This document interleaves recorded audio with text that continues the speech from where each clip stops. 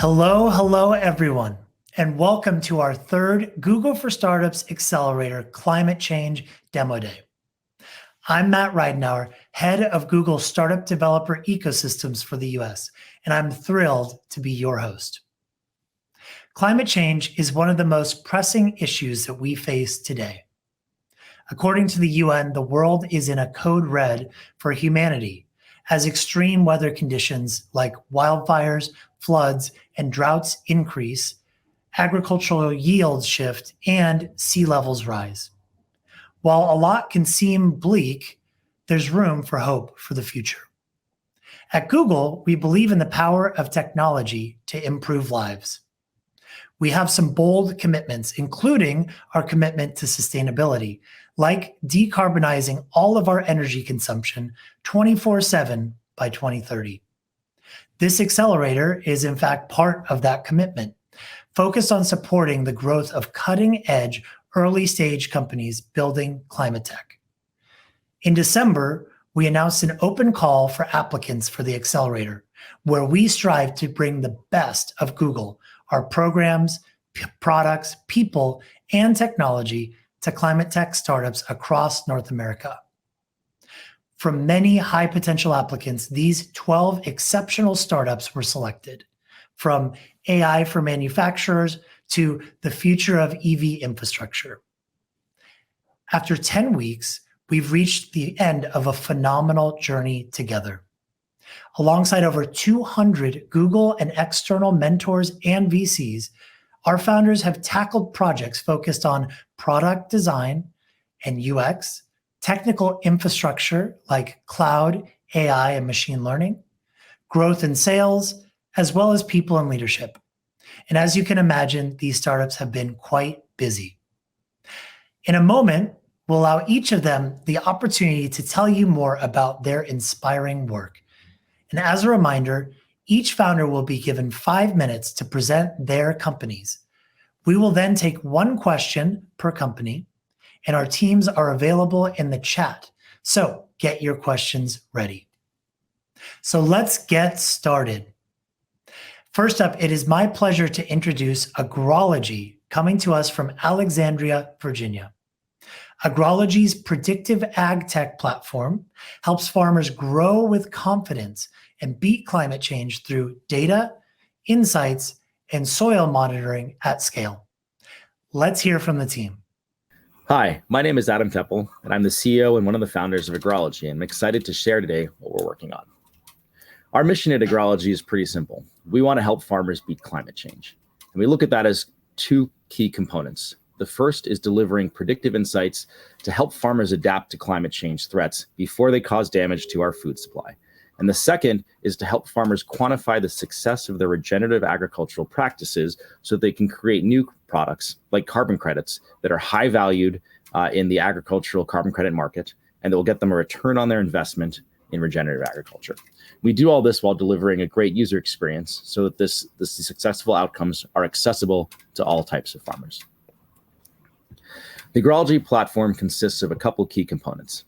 The first and the foundation is our rugged ground truth devices that gather data from the soil, from the atmosphere, and from the soil-atmosphere interface to deliver really accurate measurements of agricultural conditions and climatic conditions. We combine that with data streams from weather services and other critical sources to create predictive models on the server side to let growers understand what's happening both real time and also up to 4 days out so they can stay ahead of threats. And then finally, we have to deliver all of this through easy-to-use interfaces ranging from mobile devices to desktop web portals to static reports and even API access. Our platform today consists of two products that address both of the challenges growers face. The first is the Sentinel Climate Monitoring System, which delivers warnings of critical threats to agriculture 4 days in advance. And this will range for everything from heat domes like we saw in September 2022 to wildfire smoke to the challenges of irrigating during extreme drought. With our predictive insights, growers can stay ahead of these threats and plan interventions before they cause damage. The second product is our Arbiter carbon monitoring system, which we're really proud of and we've just launched. This provides two critical things. The first is a real-time monitoring of soil health so growers can farm and cultivate in a way that enhances soil health.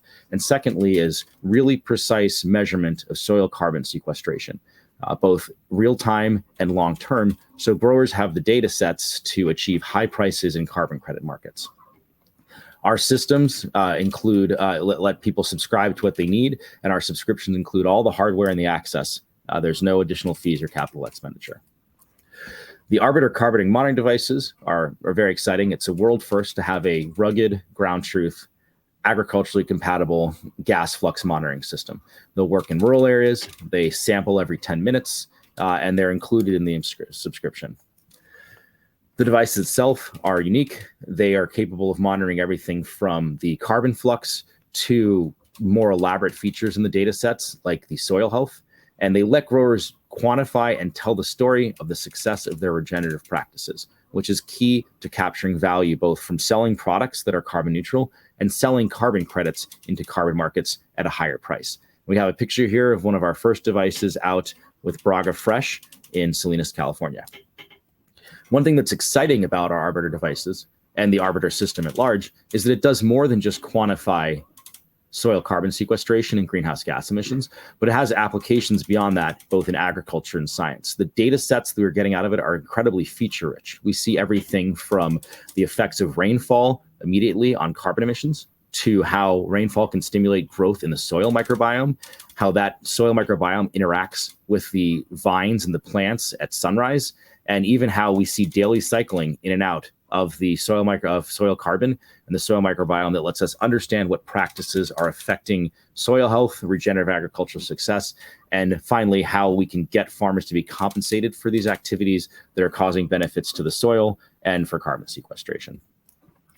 Overall, we want to deliver quantification to our growers' sustainability practices and their carbon sequestration, as well as the critical insights they need to adapt. And so this ranges to everything from warnings ahead of for temperature or fires to detection of adverse impact on soil health to real-time measurements of and long-term measurements of soil carbon flux.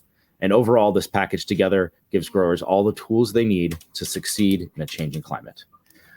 We would love to ask for help getting in touch with any large farmers who need help tackling climate change, with consumer packaged good brands who may have an interest in understanding the carbon footprint of their supply chain, with any entities interested in buying high quality carbon credits that are backed and underwritten by robust continuous data and monitored for permanence. And then, of course, we're also interested in investment from like-minded investors who want both a great financial return and a huge amount of impact on climate change.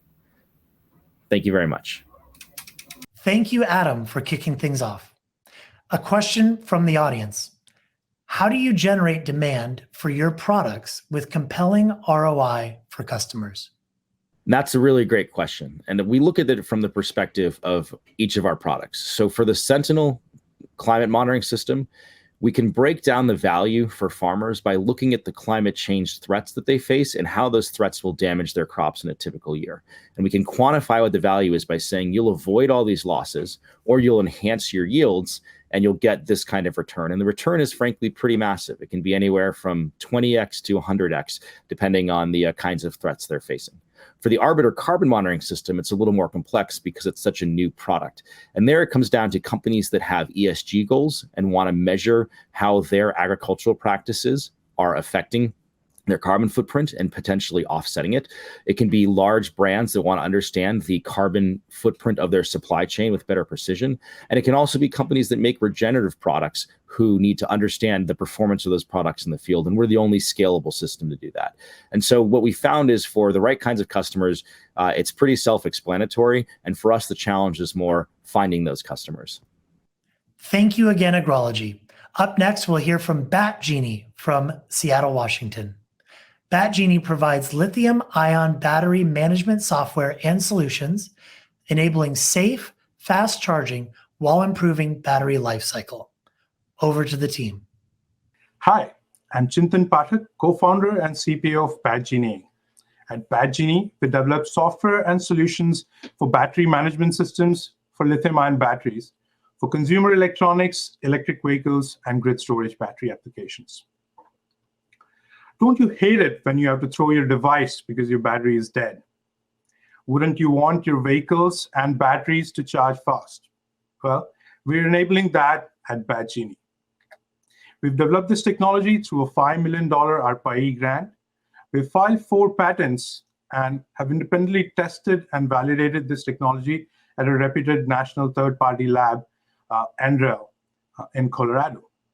We've been generating revenue to our customers and are actively working on several projects and integrating our solutions on our customer platforms. So what exactly is a BMS? The BMS is the control system that manages the battery in any application.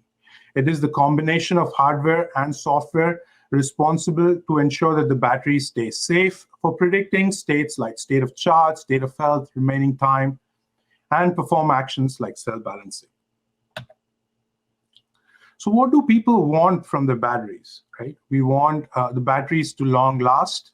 We want them to charge fast, provide us greater range and usage time every time we have to charge them. We want the batteries to be small and light, providing us good power while never compromising on our safety. So how do we achieve this using a better battery model, right? So compared to the state of the art, the industry standard currently, which is an empirical model. This model treats the battery as a set of resistors and capacitors. This high-level lumped representation doesn't capture any physics of the battery. This leads to inaccurate state prediction for state of charge and state of health, ultimately leading to suboptimal ways to operate the battery.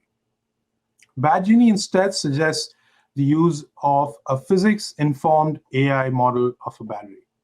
This captures the battery physics, the causes of degradation, and then ultimately giving you more accurate state prediction. We can then derive optimal ways to charge, discharge the battery, and get the benefits. These models are predictive and adaptive and not reactive. So this is the result on one of the systems we tested. This is on a 16 ampere NMC pulse cell provided to us by our customers. So we see that the battery lasts for over 900 cycles when it reaches 80% capacity using the traditional method of charge and discharge. Whereas using Genie's model-based charging, the battery lasted for over 1800 cycles. So this is a 100% improvement in battery cycle life just by the way you charge the battery. So if your traditional car battery lasts for over 6 years, using Genie's model-based charging, it can last for over 12 years.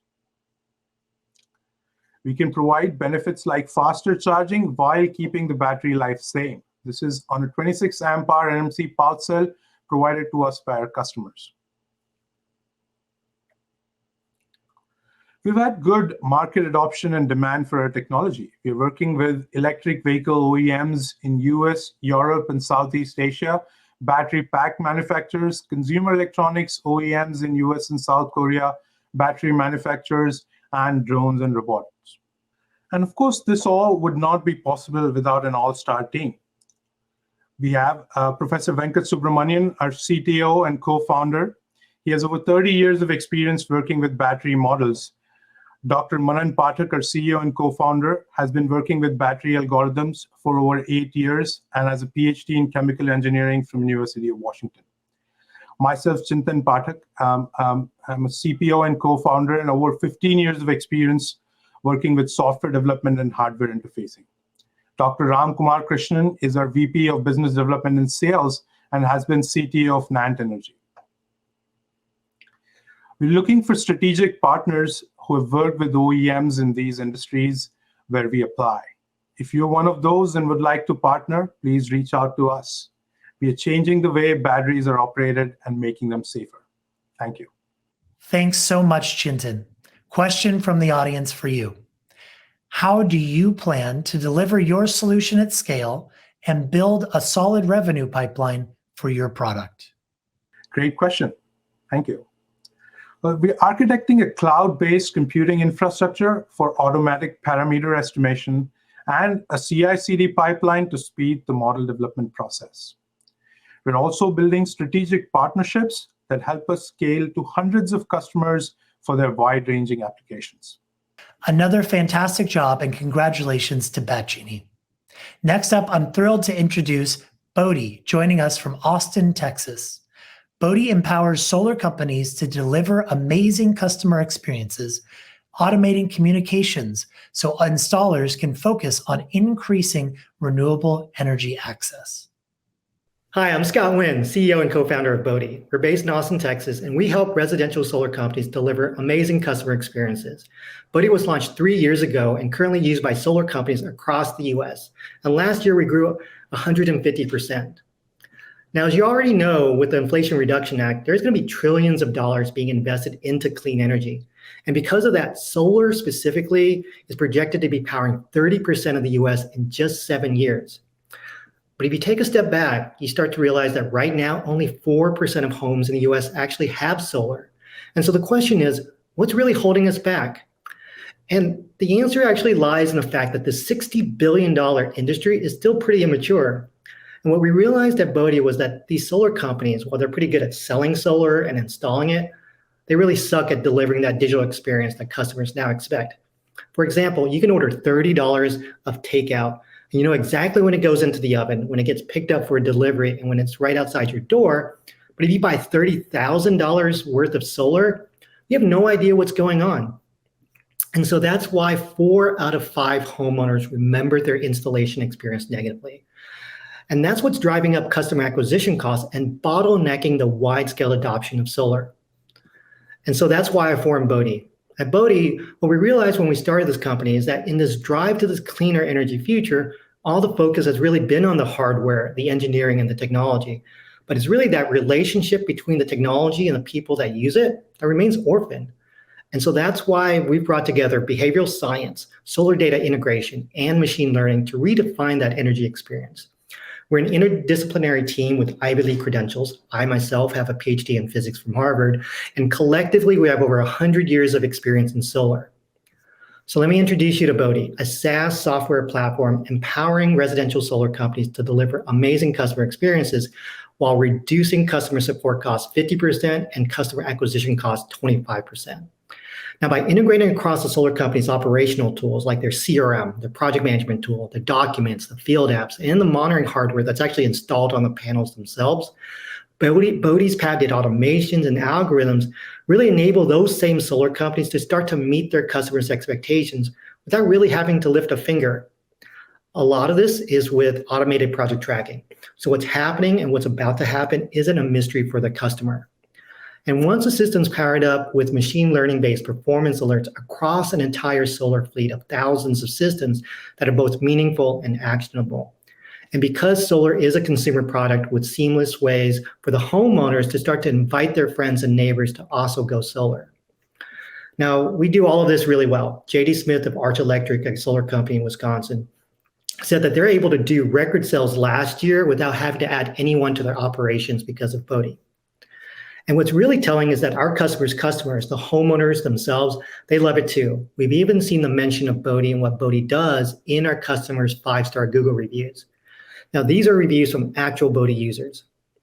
And so that's why our customers love us. We now have customers across the US, from Long Island to Hawaii, from Texas up to Minnesota. And we grew 150% in ARR last year. But Bodhi's mission is broader. Our mission is to really help companies cultivate that bond between people and the energy that powers our lives. And in the 3 years we've been talking to solar customers, we've learned that solar is the gateway. Solar customers expect and are willing to pay more for more information, more awareness, and more control. And therefore, as more energy products become available, like batteries, like EVs, EV chargers, heat pumps, they're going to want these too. And because of where we sit in the solar value chain, we have strategically captured that customer relationship, an asset in which companies are really gunning for, from the solar companies we're currently helping to like financing companies that want to offer more than just solar loans.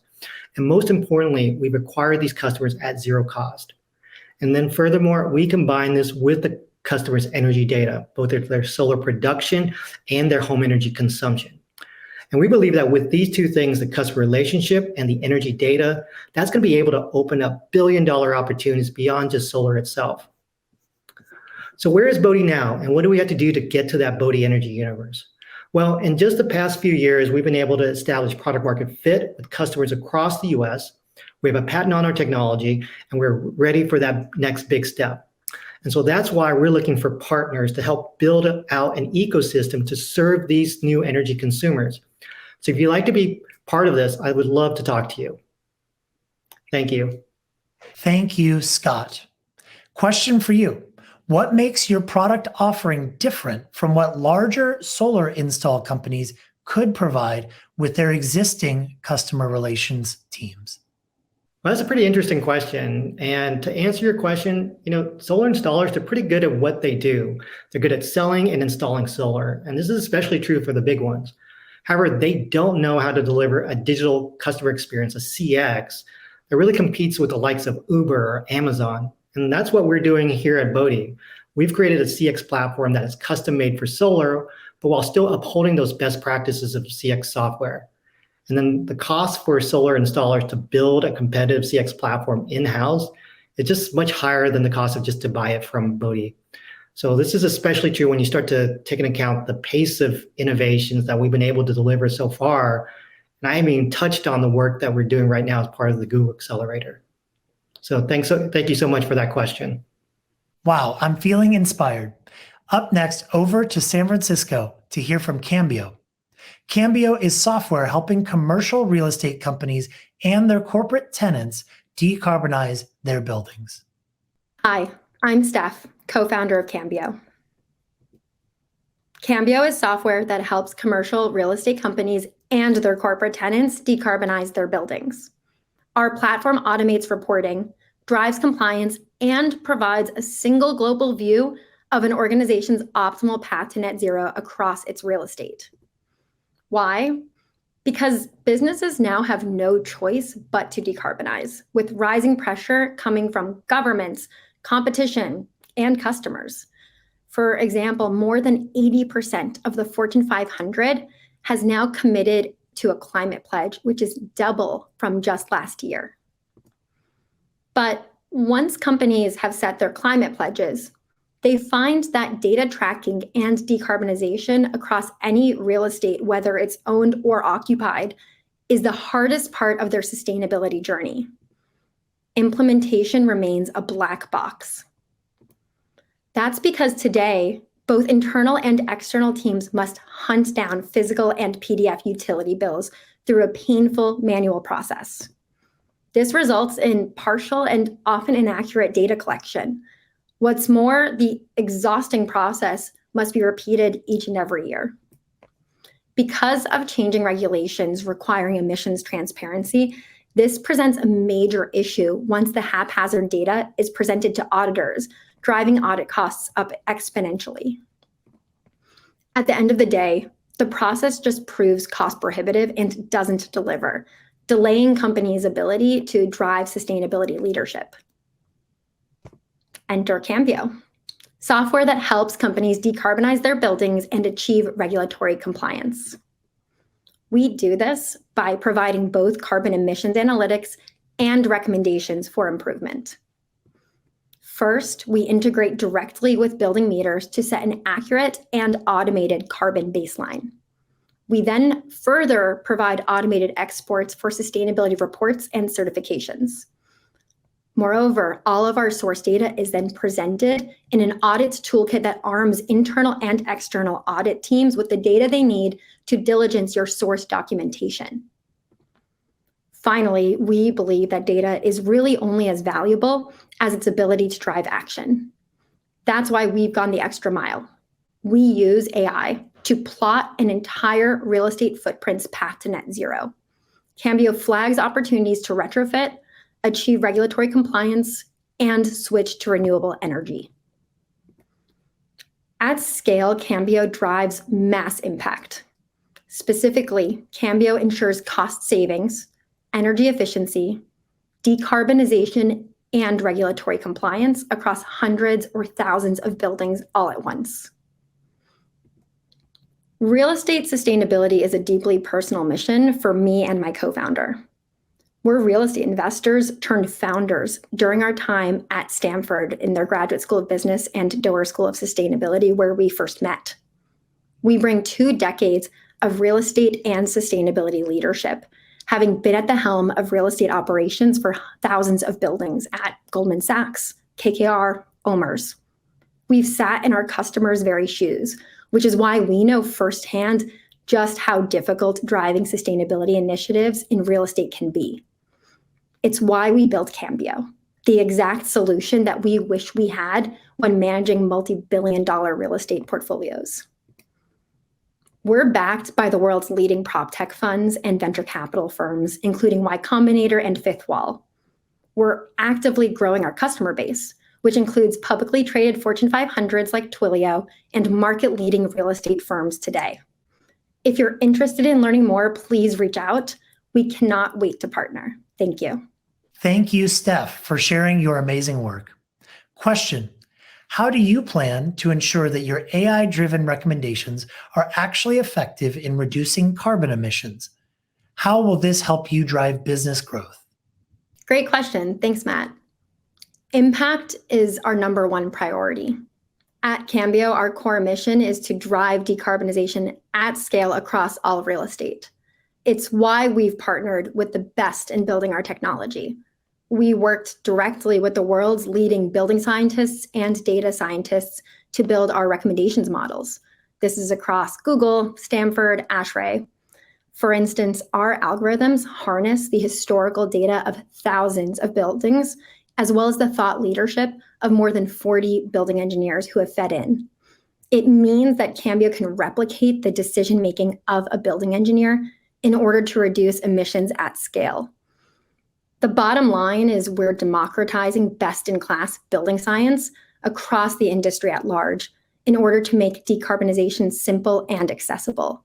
That's how we're going to drive outsized growth. Thank you for the question. Thank you, Cambio team.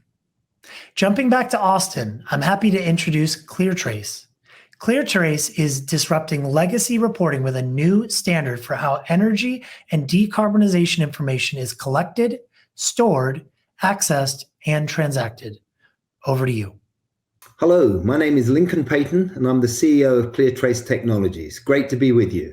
My background was investment banking, running the global energy franchise of a major international bank, and I retired from that to address the biggest issue I saw, which is the quality data available in the transfer to the renewable energy world. Clearly, we're in phase 3 of the ESG world. Early, a recognition that carbon and the environment certainly are connected.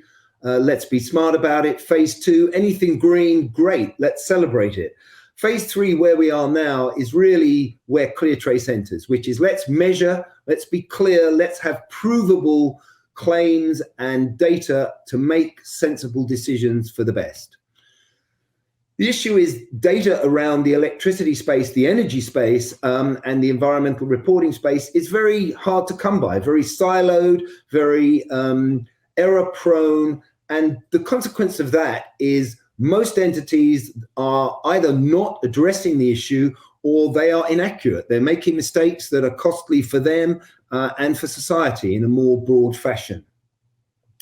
So what can we do about it? And what do we do about it at ClearTrace? We collect data in the most high quality available form. So that ranges all the way from the most granular data, streaming real-time power, carbon footprinted by the megawatt information, all the way down to people starting on the digital journey of reporting, invoices, bills, annual data estimates. And let's get scope 1, 2, and 3 with the best available data started off. Clearly that hourly granular situation, exactly the way Google does things as a leader, is the most granular way to go, but it's not for everybody today. The world will, I'm sure, trend in the more specific, more detailed basis, but we can produce that data and measurement on an hourly, real-time, granular streaming basis. How does it work? Well, ClearTrace collects that data in the most highly auditable, clear fashion, whether it's from revenue grade meters at points of load, generation and transmission in between for electricity, or whether it's questionnaire and utility bill data that can also be factored in to produce a real energy management system where all the information is digitized and one can run scenarios. And let's look at that journey of running scenarios and setting objectives. Our white glove data collection services meets people who are entering the journey or early in that journey in terms of meeting compliance standards, pulling together data, setting decarbonization standards with you, and reporting emissions. And with that, one can engage stakeholders. Super important to get people involved and understand as an entity what it is you want to be doing. But then you can go further along the higher quality net zero or green energy supply formula to differentiate your company, and ultimately, if one wants, move through that digital information journey to establish market leadership where indeed it's part of the brand, part of the entity itself. ClearTrace, great team, great shareholders based in Austin, Texas, and really looking to grow at this point, having developed the technology and moving into scope 3 more aggressively from the highly technical scope 1 and 2 background. And here's a couple of client testimonials. JP Morgan, clearly aiming to be the best in everything they do. We read all of their real estate worldwide and give them that single source of truth and the ability to then take scenarios and run the best case decision making. And Iron Mountain data centers, the ability to prove through ClearTrace that they are operating hour by hour, 24/7, carbon-free energy, therefore as a company hitting such high standards, but also being able to offer to their clients carbon-free energy data processing on a co-locational or a time-based utilization. So that's the range of what ClearTrace is doing. We're clearly very excited about what we are doing. We would love to hear from you. Wherever you are on that journey of collecting information, collecting data, and setting targets, and then moving along that digital transition, we are here to help you, and we would love to help you. So please contact me. I look forward to it. Thanks, Lincoln. A question from the audience. How will your company discover and grow into a new market segment? Thanks, Matt. That's a great question and really applicable to ClearTrace. So we started out as a surgically precise scope 1 and 2 data collection and reporting entity. And what we're doing right now in terms of new markets is we're broadening that data capability. So wherever anybody is on their journey of collecting data, setting targets, and then enacting them, we can help them. So whatever the level of data available and you want to work on, we are expanded to. Secondly, we're focusing on scope 3, which is a very important and somewhat nebulous historically area, and we're applying that same high quality, best available data standard. And within that, I would pull out the green certification space. So green hydrogen, green direct air capture, where you have to prove how green the energy you're using in processes, big focus points for us. So all very exciting and looking forward to it. Thanks so much to ClearTrace. Up next, we'll head back to the Bay Area to Fremont, California with Electric Fish. Electric Fish builds and deploys resilient, flexible EV infrastructure to accelerate decarbonization and support community climate adaptation. We all understand that the electricity grid needs an upgrade. And at Electric Fish, we have a cost-efficient way to build a decentralized network of energy devices that can decarbonize transportation really quickly. We are an early-stage company based in San Francisco, California, and a very diverse group of individuals which are united by our common mission. Our story has been recognized by major media outlets, including Forbes, Third Derivative, some other Edison Awards, and also major educational institutes like Stanford and Caltech. But the main story is about helping the Goliaths of the industry. Automakers, government, electrical utilities are making bold claims and how exactly they will decarbonize the industry to meet the 1.5 degree C goals. But can they execute? The current state of electricity grid is fundamentally broken. It takes up to 2 years to install a single DC fast charger and could cost up to $1 million for a single site to get network and local upgrades. And power outages all across the country are growing. If we are not able to keep our businesses and homes lit up, how will we power this new generation of transportation? Our solution is a 350 kilowatt hour battery pack, a microgrid, which has enough energy to provide 30 charging sessions and 12 hours of resilience when the power is out. We have a flexible AC input. That means we can work with 200 volts to 480 volts. That means we can be deployed at a commercial or a residential setting and deliver up to 200 miles in 10 minutes, which is the rapidest EV chargers that they exist today. But the goal is to build a network of these assets, and that's why we have software tools to augment it. We have something called Core Score, which helps us recognize where exactly the grids are most vulnerable. Each of our assets are able to be redeployed. So when we learn from data that a site is not making that revenue, we can redeploy it to the next efficient site. And each of these units are really smart, so they are able to optimize and learn from the site demand so that we can always keep serving charging sessions. And we are legit. We are live in the Motor City here in Detroit. We were installed in just 2 weeks as compared to 2 years, and have delivered up to 2,000 miles of EV charging so far and 48 hours worth of energy into the grid. We also are interoperable with most of the vehicle makes which come to charge with us. We also did a software pilot with an electrical utility in Illinois and did a 2 weeks turnaround to get the sites live while incorporating socioeconomic vulnerability metrics so that we understand to have the most impact of each of our deployments. So in terms of the competition for EV charging, the first generation was slow to charge, slow to deploy, and the new ones are charging fast but still take years to deploy. FreeWire and Resilient Power Systems are our key competitors, which can deploy faster but still can only do 100 kilowatts, which is not that gasoline experience people need. We can unlock up to 11 to 17 miles per minute while deploying really quickly.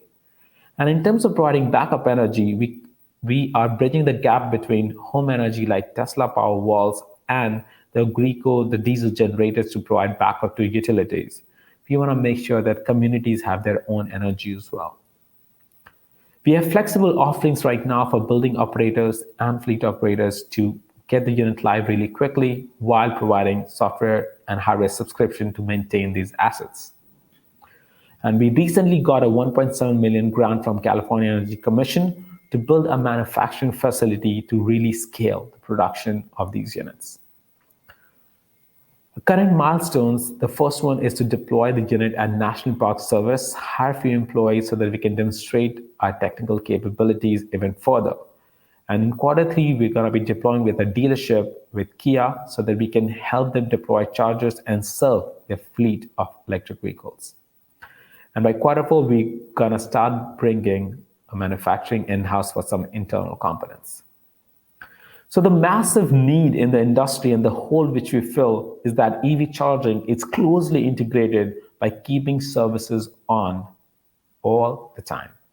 So while our diverse team comes with different backgrounds and are domain experts in this industry, from automakers to academic institutions, we are all united by this vision to build this energy that we all deserve.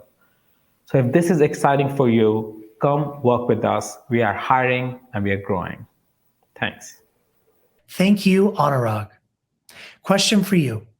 What differentiates your company from competitors in the space? It's a great question. We hear this often because the space is getting really hot with an influx of federal funding. But we are the only ones who understands that EV charging is incredibly connected to feeding energy back to the grid itself and doubling up as a service which can ensure continuation of services, energy services.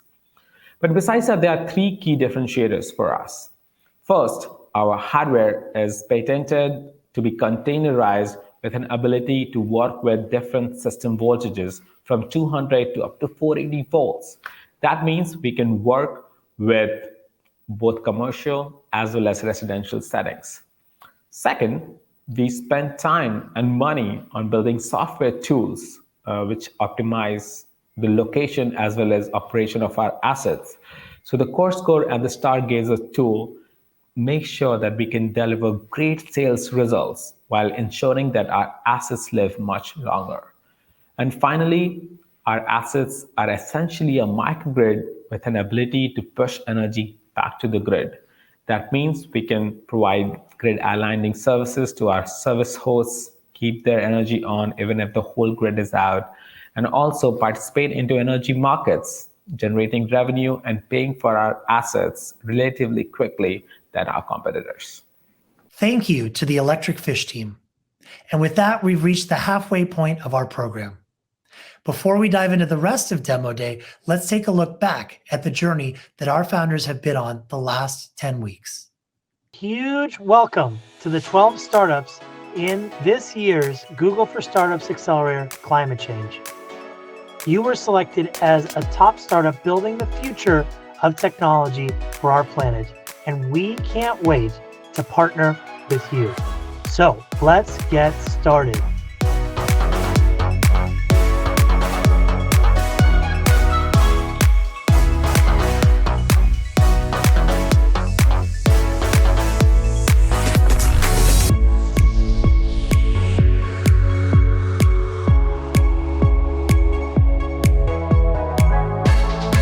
Our startup is Agrology, and our goal is helping farmers combat climate change and maximize their yield. Our startup is Genie, and our goal is to improve the battery cycle life and reduce the charging time for batteries in all applications, just overall making batteries safer. Our startup is Bodhi. Our goal is to help residential solar companies deliver amazing customer experiences on hopes of ushering this next wave of wide-scale solar adoption. Our startup is Cambio, and our goal is to decarbonize real estate, the industry that drives 40% of global carbon emissions. Our startup is ClearTrace, and our goal is to help organizations use more precise data to make informed decarbonization decisions. Our startup is Electric Fish Energy, and our goal is to build decarbonized power for everyone, everywhere, by building a reliable and robust distributed energy infrastructure. Our startup is Immersion, and our goal is to provide emission-free cooling, heating, and electricity. Our startup is Eugenie.ai. Our goal is to decarbonize asset-heavy manufacturing industries, which is unfortunately adding a lot to the environment today. Our startup is Finch, and our goal is to decode products' environmental impacts and help consumers make better purchasing decisions. Our startup is Refibered. Our goal is using machine learning and robotics to facilitate textile recycling. Our startup is Sesame Solar, and our goal is to decarbonize disaster response and off-grid power with our mobile nanogrids that can be set up by one person in less than 15 minutes. Our startup is Voltpost, where we are retrofitting lampposts into an electric vehicle charging platform. Our goal is to decarbonize mobility by democratizing charging access. We kick off the program by developing bespoke OKRs or goals with each startup team. From there, we deep dive into product and design UX. It's because 2/3 of global emissions are actually linked to human consumption. Design is a conscious and intuitive effort to impose meaningful order. Design is both the underlying matrix of order and the tool that creates it. Next, we dedicate 2 weeks to technical infrastructure across cloud, AI, machine learning, and more. Specifically, what you're going to be interested in most of the time is the data, right? You want to do something with AI, you want to train off of the data, you want to understand the data, et cetera. So That's what we call out there is the data integrations. I want to speak a little bit about culture up front and what it takes to build a cost-conscious culture. I think that's an underrated kind of aspect of startups in general. I mean, I've seen very, very successful startups early on build cultural playbooks and completely miss the finance component. Google and the other platforms know where buildings are. In some cases, they have some models of the buildings, 3D models, but I just don't know for sure how much of that is useful. How much does that duplicate what you would already have or you would already have better? Next up is Growth Week, tackling marketing, brand building, and sales. If you're based in the US or even in Canada, there is so much domestic opportunity. So, it's sometimes hard for businesses to think about a global expansion strategy when there is so much domestic opportunity for you to be capturing. Sales activation, when you're thinking about performance advertising and sales advertising, what you're trying to do is use these targeted acquisitions to capture existing demand. Identify people that have existing intent and demand in a market, and you're trying to get in front of them with relevant information and capture that demand until you've captured it all. Our content concludes with a big emphasis on people and leadership. One of the things that's so powerful about Google is we have all these products that billions of people use every day. We're now bringing sustainability features like eco-friendly routing and Google Maps into the core of those products. And now really expanding out into the role of products, innovation, of course, AI at the core of so much of what we're doing.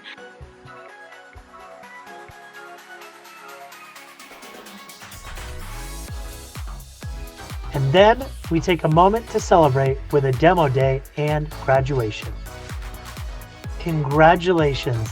We are so thrilled with what you've accomplished, and we can't wait to see what comes next. Congratulations. Thank you, Google!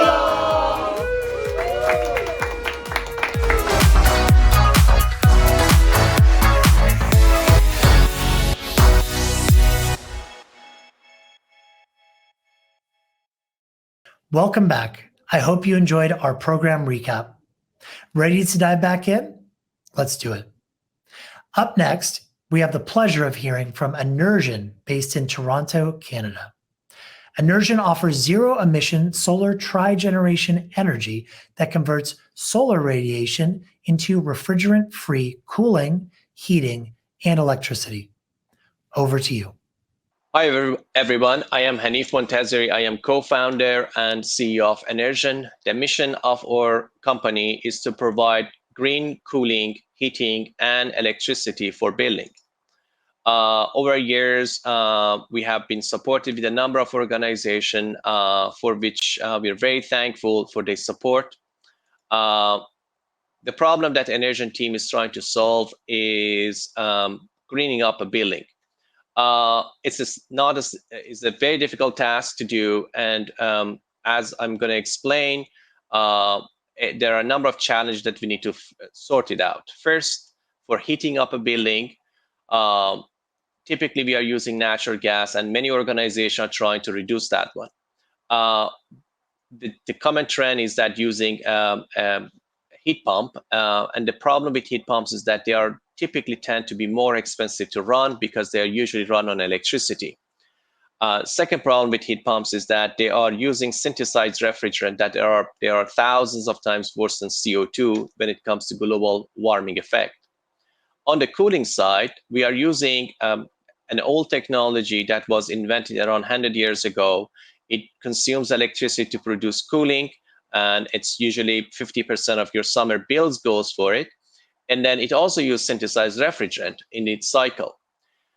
On the electricity production, when you're using a solar panel, as green as they are, they only convert 20% of the solar radiation into electricity.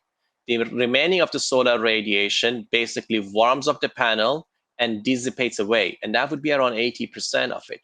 So what we have done, we have invented a new type of product that we called it Energy Cubed. And what it is, it's a box that sits beside the building or in a mechanical room or in the roof, if it's possible, gets connected to a special type of solar panel. And the combined effect gives you electricity, cooling, and heating, all from one integrated package, and with zero emission. And if it's run purely on the solar panel, it would have zero OPEX for you. How does it work? At the core of this box, we have invented a new cooling technology that is able to convert hot water into cooling using purely water and nanoporous materials. Around 6 grams of our powders have the same surface area as the entire football field. And as a result of that, we are able to replace the traditional mechanical compressors in air conditioning systems with nanoporous materials. This box basically does not use any electricity to produce cooling. So how does it work for a building?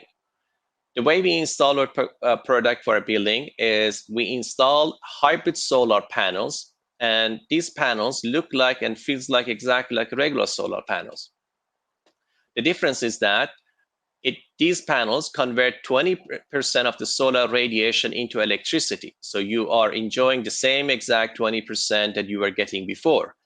But the remaining of the solar radiation gets collected into in the solar panel and in the form of hot water.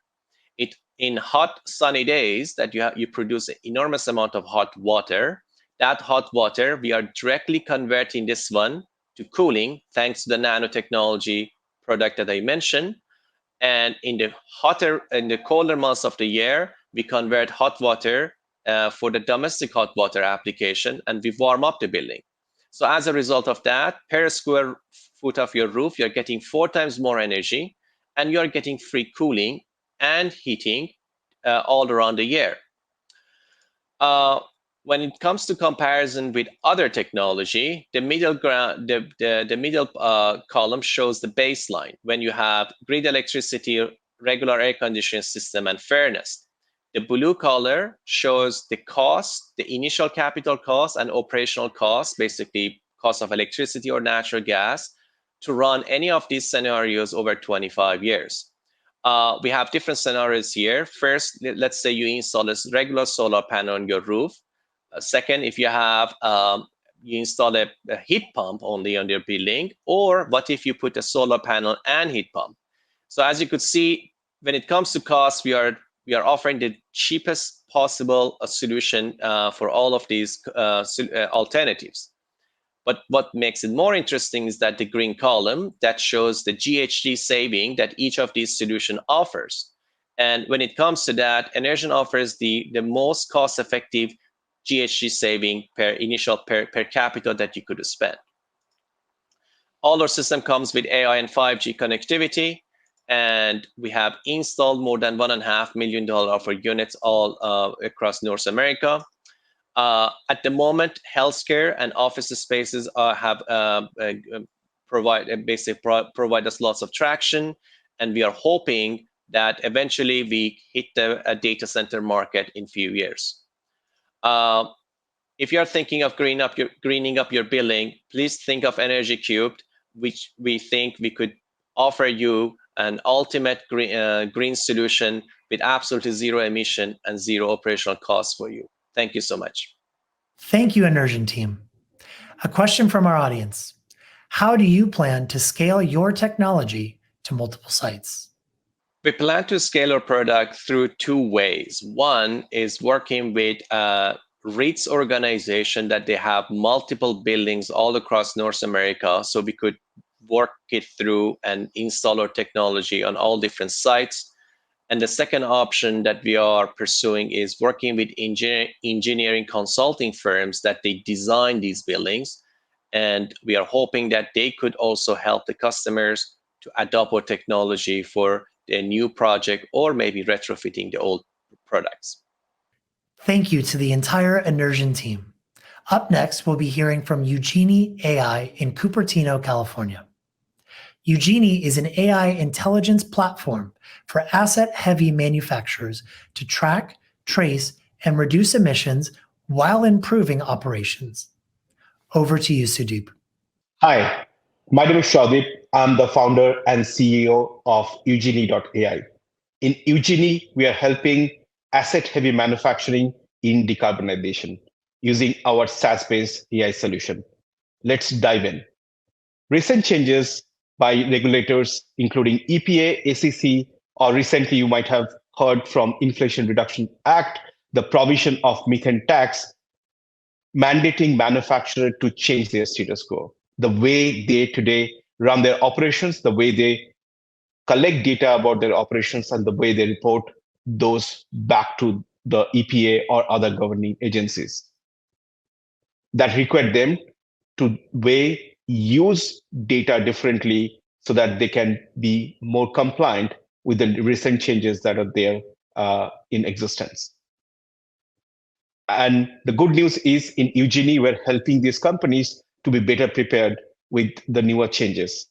And how in Eugenie, we are helping these companies to reduce their scope 1 emissions through early detections of incidents that can lead to higher emissions or super emitter incidents, help them to finally trace the root cause for those incidents back to their operations, and finally giving them actionable recommendations, following which they can finally solve the problem. And at the end of the day, we give the digital backbone for them to then take all this data and then report back to the compliance agencies. In one word, we are helping these companies to track their emissions in a continuous monitoring manner, then help them to trace their excess emissions back to their operational anomalies, and then help them to reduce the excess emissions by improving their efficiency by consuming our recommendations.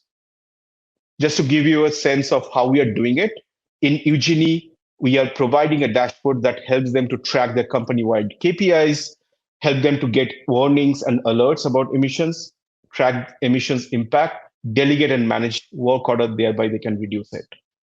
To do that, we are using satellite data to detect anomalies, root cause for the same using IoT data. And then finally, we give them a digital tracing facility with which they can finally get down to the bottom of it and then solve that problem by consuming our data and the recommendations, which then lead them to reduce and solve the problem. And above all of this, we are providing the data that helps them to finally report this back to the compliance agencies, thereby they remain more compliant. This is a big opportunity to create once in a lifetime economical as well as ecological impact. If we look at the industrial emissions today amounting around 50 gigatons, and 20% of that means close to 10 gigatons of carbon dioxide is coming from operations that are coming from iron, metal, and other industry. Today, Eugenie is helping this industry to reduce 30% of their direct emissions using our solutions, which will create a 3 gigatons of carbon dioxide equivalent reductions by this industry at source. That will give us an ability to untap the carbon footprint management industry, which is growing at a 22% CAGR. And behind the scene, as you have seen in my demo, that we're using a digital twin, so that again growing at a 60% CAGR year on year, an additional $70 billion of opportunity. We have proven our value across different manufacturing sector, whether it's oil and gas, helping them to reduce their fugitive emissions at source, whether it's across the value chain, whether it's upstream, downstream, or midstream. At the same time, helping them to reduce their downtime by improving the process and machine level efficiency, and that help them to improve their overall efficiency and reliability of process line. At the same time, we have applied our solutions for other industry like steel manufacturing or mining metal. Again, at the same time, we help them to improve their efficiency by 20 to 25%. At the same time, reduce their emissions by 15 to 20% and wastage by 25 to 30%. We are building Eugenie with a set of very passionate professionals having deep domain knowledge and technology knowledge. Cumulatively, we have more than hundreds of years of experience in industrial sectors as well as enterprise software building experience. Our advisors are coming with a deep domain knowledge and a background of working in World Economic Forum, or United Nations Global Compact and similar. We are currently raising $3 million as a seed money. We have already got a commitment of $1 million. With that money, we'll be exploring new data partnership for satellite data or other optical gas imaging data, which will help us to further improve the accuracy of our emission detections algorithms. At the same time, we want to enter newer market, whether it's Europe or Middle East and Africa.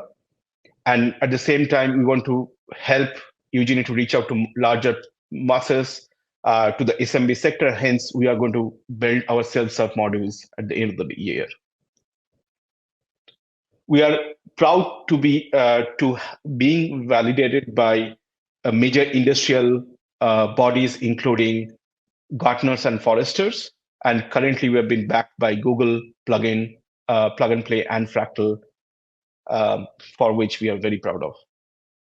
At the end, in Eugenie, we are building the digital backbone with which we want to help industry, communities, and environment thrive sustainably.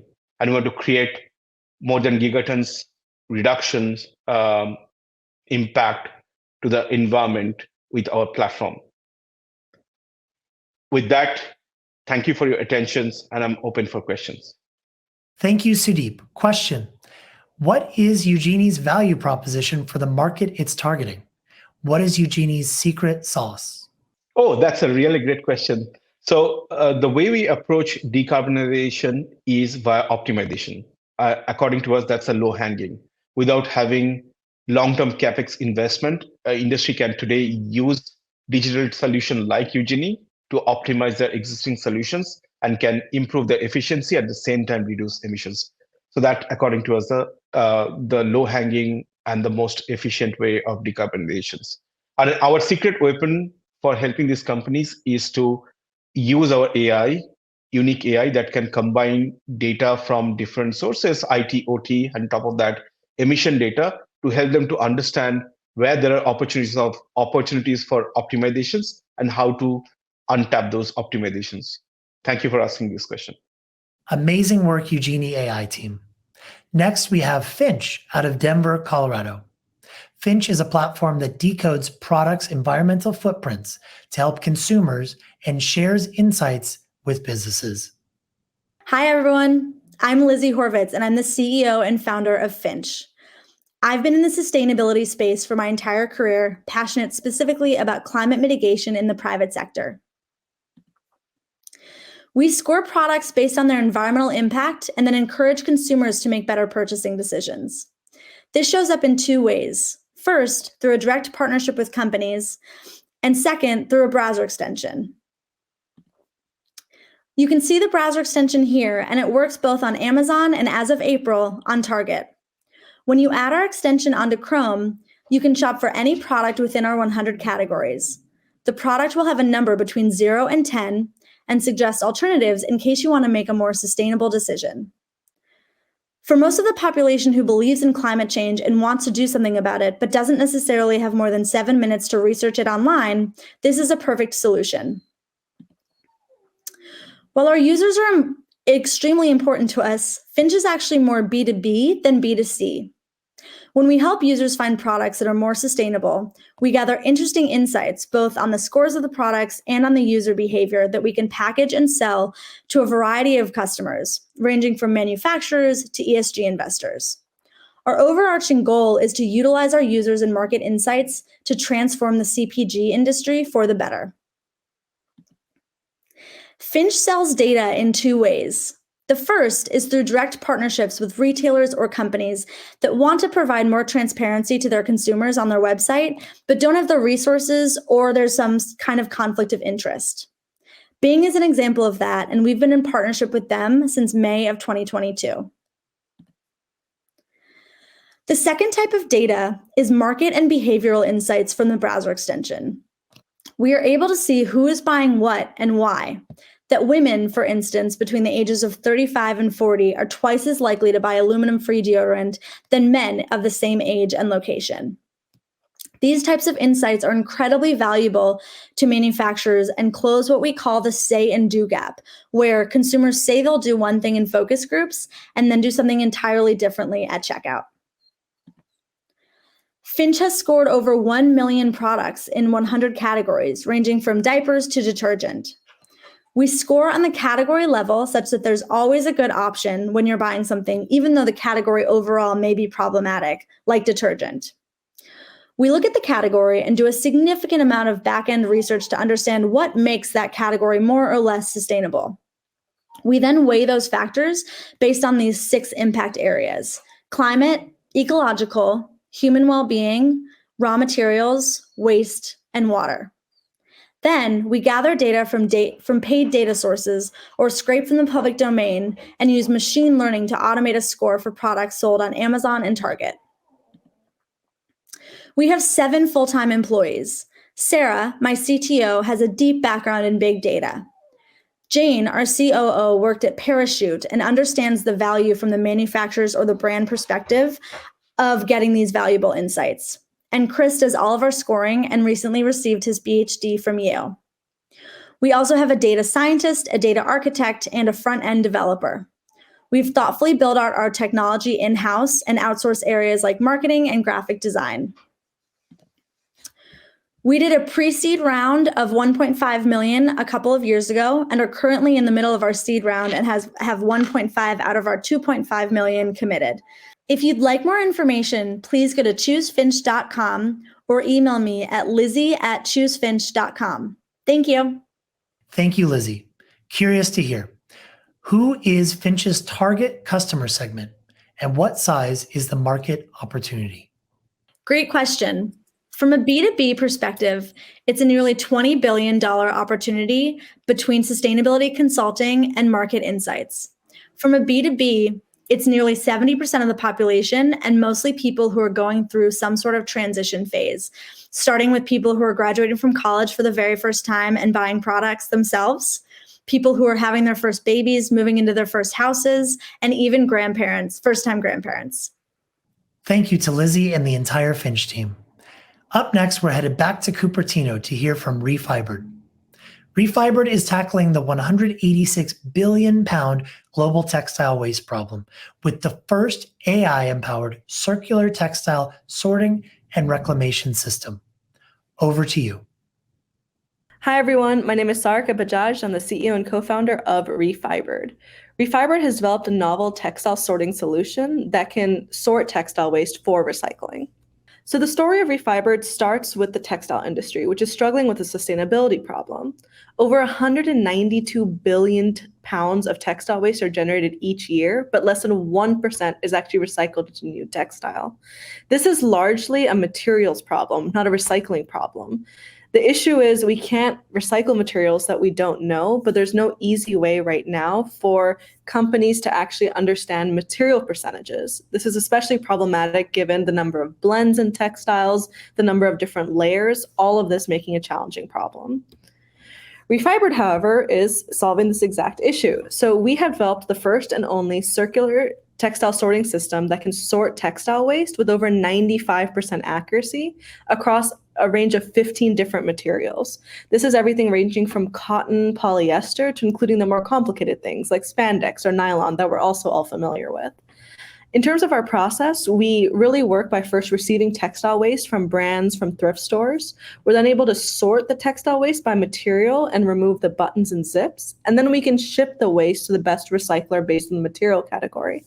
What we can also do is off-site deploy our system to actual sorters and recyclers on-site, so that way they can use our technology in their own facilities as well. Today, there really is no large-scale sorting solution in the market. This is why less than 1% of textiles are actually recycled.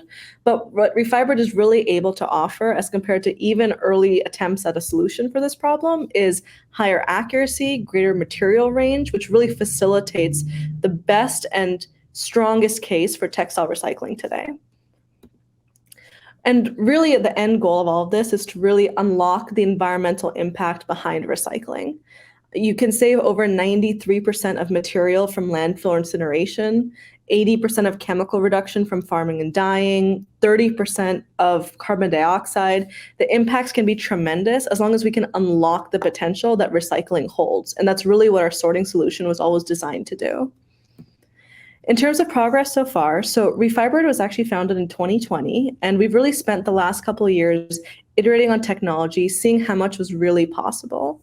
To date, we've raised a little over $3.2 million as a combined pre-seed and seed round. And what we're really actively working on is working with brands, recyclers to prove out our technology in the market, work on active paid pilots. We will also be working in the next couple of years through our seed round to really show the fact that our solution can work at scale. We'll be looking for probably another raise later next year, which will only keep growing our progress. And really, this is the time to prove our go-to-market strategy, and that's where we're working on today. Now, none of this would be possible without a great team, and I'm very lucky to have one of the best co-founders. The two of us really spun Refibered out of our master's theses. We had done different areas of research in textile engineering as well as machine learning and trash sorting previously. And so it really was the heavy technological basis behind our work. Since then, we've also been very lucky to work with really great investors in this space, including Better Ventures, who led our pre-seed round, True Wealth Ventures, who led our seed round, and key partners, including Fashion for Good and others, who've really helped us take our technology and introduce it to the people where it can actually help the most. Thank you so much for listening to us.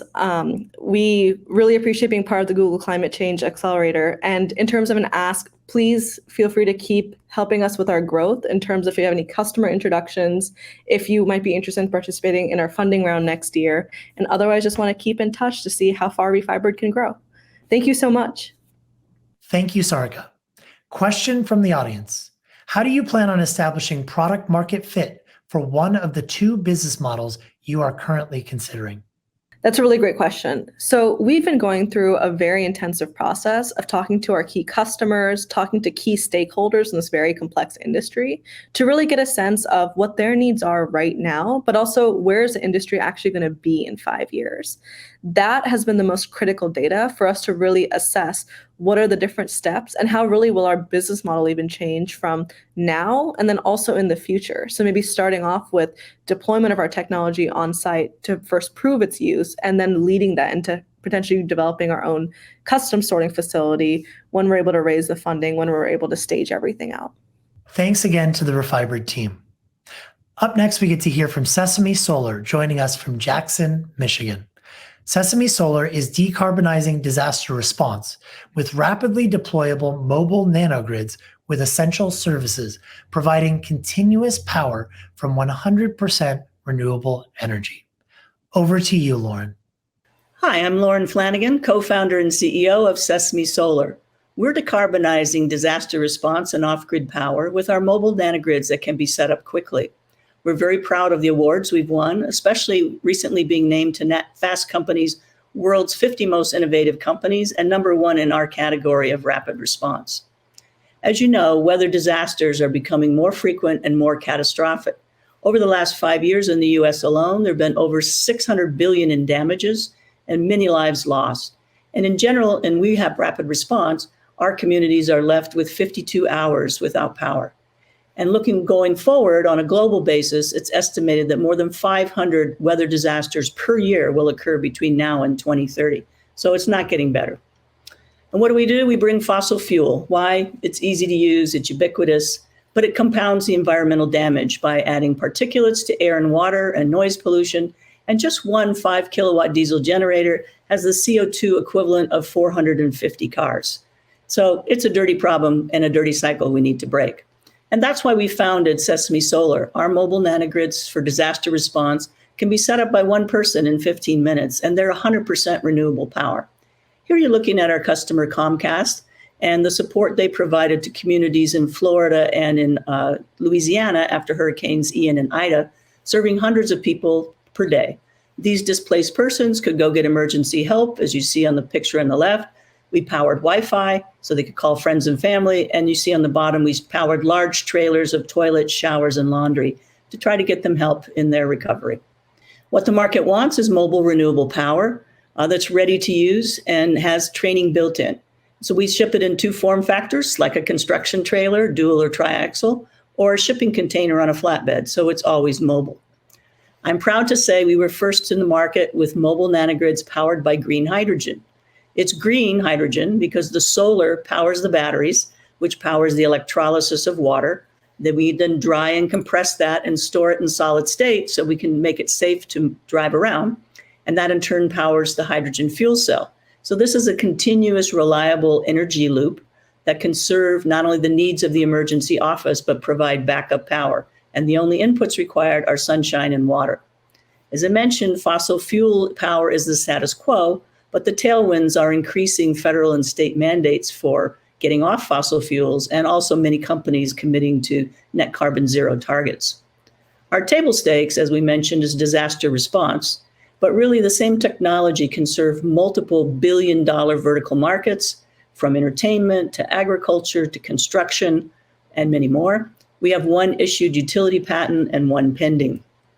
Our Go Big plan is to launch mobile renewable power as a service so that in advance of hurricane, tornado, wildfire, and flood season, we can deploy our nanogrids to help state and local agencies service the communities affected.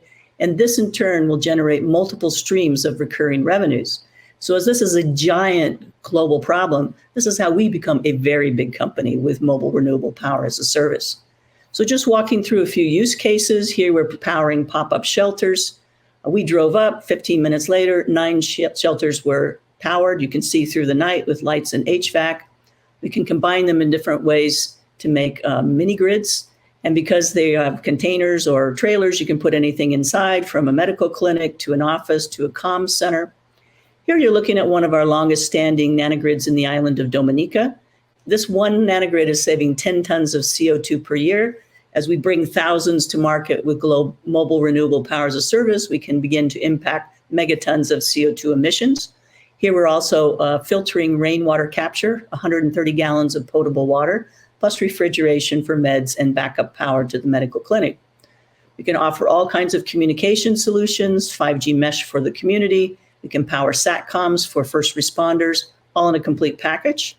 And later this year, we'll be offering more complete EV and drone and last mile mobility charging solutions. We do build EV charging into our nanogrids, which are designed to be towed by electric trucks. So our value prop is make it mobile, make it fast to deploy, easy to use, 100% renewable power, always durable, designed for extreme weather conditions, flexible to many use cases, and mobile, getting the power to the people and easily transported. I'm very proud of our experienced multicultural team. We've been deploying our nanogrids for 5 years now. We doubled revenues over the last 2 years. We're at break even, and we've done so on a small amount of capital. So we're very capital efficient. We're looking to start our capital raise, and we look forward to meeting you. And thank you, and I'm happy to take your questions. Thanks, Lauren. Question for you. Will you be able to scale once capital is provided? If not, what are the biggest roadblocks? Thanks, and that's a great question. One of the advantages of being in the great state of Michigan is proximity to automobile manufacturing resources, including tier 1 suppliers. And so we're in Jackson, Michigan, which is a great place to acquire talent and tier 1 suppliers. And we have increased our manufacturing capacity. We tripled it this past year, and we can also add 2nd and 3rd shifts. And we are component agnostic and use flow manufacturing technology. So we're able to scale once we have the capital to hire the people and get the increased tooling. So not worried about that problem. It's a good problem to have. Thanks so much to the Sesame Solar team. And now last, but certainly not least, we'll round out our time with VoltPost, joining from New York City. VoltPost decarbonizes mobility and democratizes charging access by retrofitting lampposts into modular electric vehicle charging stations. I'm Jeff Crossman, co-founder and CEO at VoltPost. We founded VoltPost to decarbonize mobility by democratizing charging access. The primary EV adoption barrier is the lack of convenient charging. There are only 1 to 2% of cars on the road today that are electric. This is growing.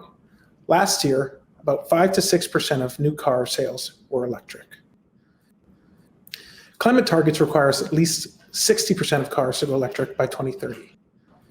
Yet over half of city drivers still park on the street without convenient charging. The image of charging in Brooklyn on the left is not exactly ideal, so we are building the most convenient charging experience for these drivers. Voltpost retrofits lampposts into an electric vehicle charging platform. The standard curbside configuration has 2 level 2 chargers. This integrated solution can be installed in 1 to 2 hours with no construction or trenching. Our platform is uniquely modular and upgradable. This enables up to 4 chargers in parking lots. This also maximizes system uptime and lowers operating and maintenance expenses. We are building a robust data platform to license to cities and companies. The unique Voltpost design blends into the fabric of cities. Our charger has LED feedback, a smart meter, and integrated cable. The modularity future-proofs the product, allowing upgrades over time. This also enables us to provide additional services beyond charging. Opportunities include 5G and grid services. The mobile app surfaces Voltpost on a map with discovery, status, billing, and impact features. We are pursuing open charging distribution strategy to service our chargers on other maps and apps. We have filed 6 patents so far as part of a defensible patent portfolio. We have a pipeline of over 100 charging deployment projects across the US. We just wrapped our first paid pilot for lamppost charging with New York City Department of Transportation and New Lab. We aim to win the NYC RFP for 200 lamppost chargers later this year and scale up to the target of 10,000 chargers by 2030. We're currently deploying our second paid pilot this month at the Detroit Smart Parking Lab. This is backed by the state of Michigan, Ford, Bedrock, and Bosch. We are also finalizing details for a third paid pilot in Chicago for later this year. The charging sector is rapidly growing from market and policy tailwinds. The US government has $7.5 billion budget for charging. The $2.5 billion of this is specifically for community charging, and this is the opportunity we are pursuing.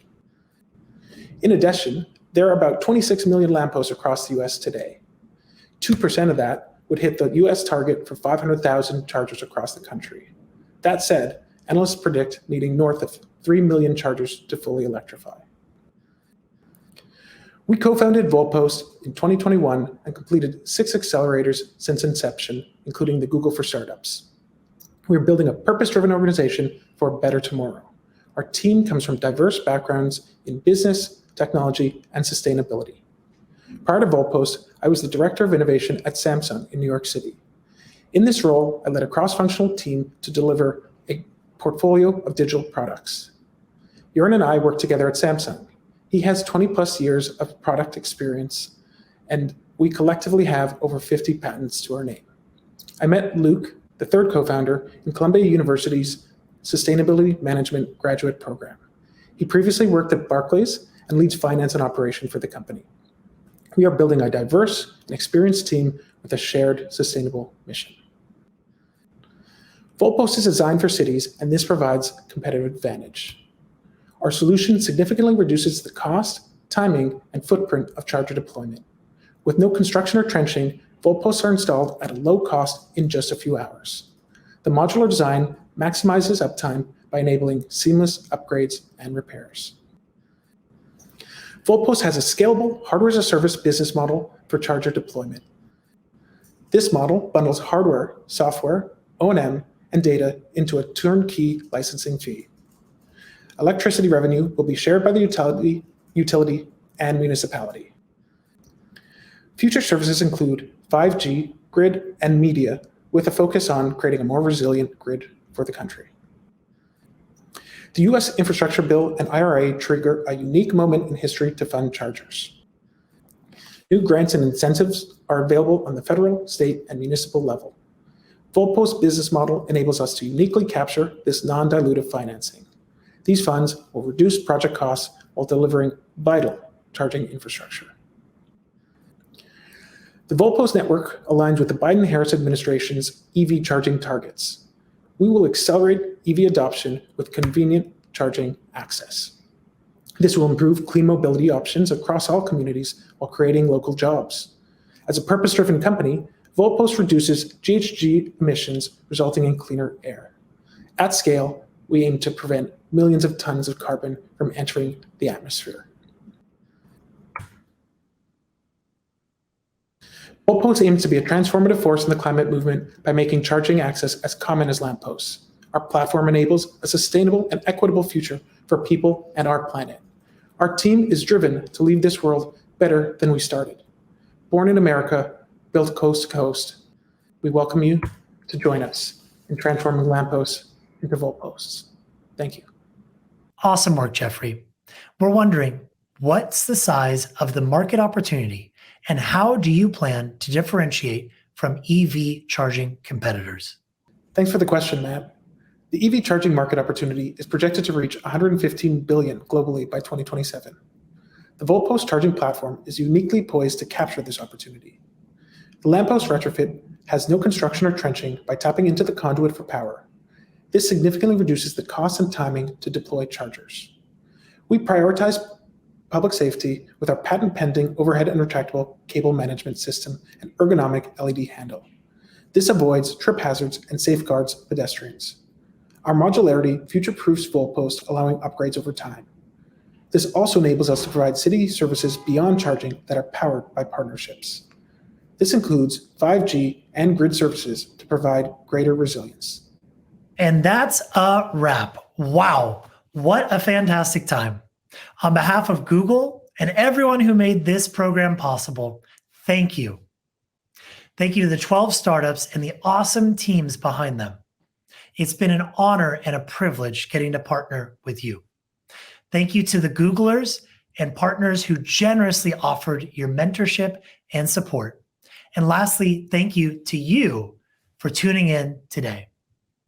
We have a final call to action for you. Investors, our founders would love to connect with you. Please reach out. Customers, visit these companies' websites and learn more about them. And finally, please share this demo day with your networks. Interested in connecting with our founders? Reach out by emailing our team anytime. By engaging, you'll be part of supporting the future of climate innovation, helping people and our planet. Congratulations, all our best to you, and we'll see you next time.